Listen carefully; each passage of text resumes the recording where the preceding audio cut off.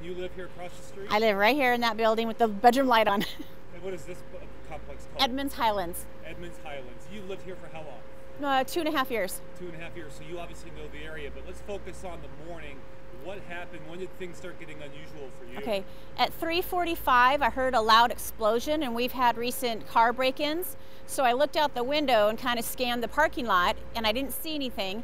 So I went back to bed, and 3 minutes later I heard 2 more explosions in a row. And when I looked out the window, the whole dumpster structure was already engulfed in flames.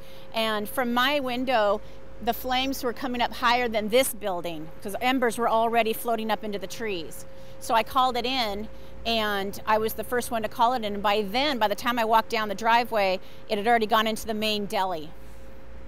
So tell me, you remarked earlier that it appeared to you some people were even just driving past. People drove by and didn't stop, and it wasn't until I called after I hung up and started walking down the stairwell, I saw 2 cars pull over, and then they called in as well. Tell me, if you would please, about, you seem to really lock in on where this fire apparently started and how it went about spreading. When I looked out my window, the flames were coming out of the dumpster and then the enclosed structure that it stays in, and it was just completely a ball of fire at that point. When I looked at the deli roof, smoke was coming out but not flames. So the flames started in the dumpster area. What's the name of the deli? Mike's Deli. What do you know about Mike's Deli? Mike's is the neighborhood deli. He's got an drive-through espresso little window there. He's got a consignment store inside.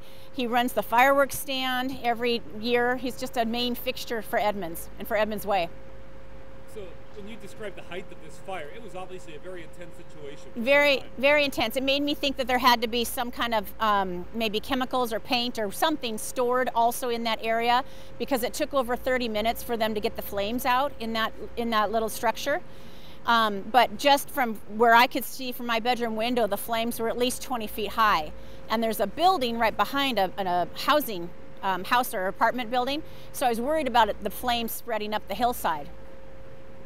Is there anything I haven't asked you that you would like to add, Mindy? Just feel sad for the loss of the deli and hope that Mike has good insurance, because he's a nice guy. Thank you so much. Yeah, you're welcome.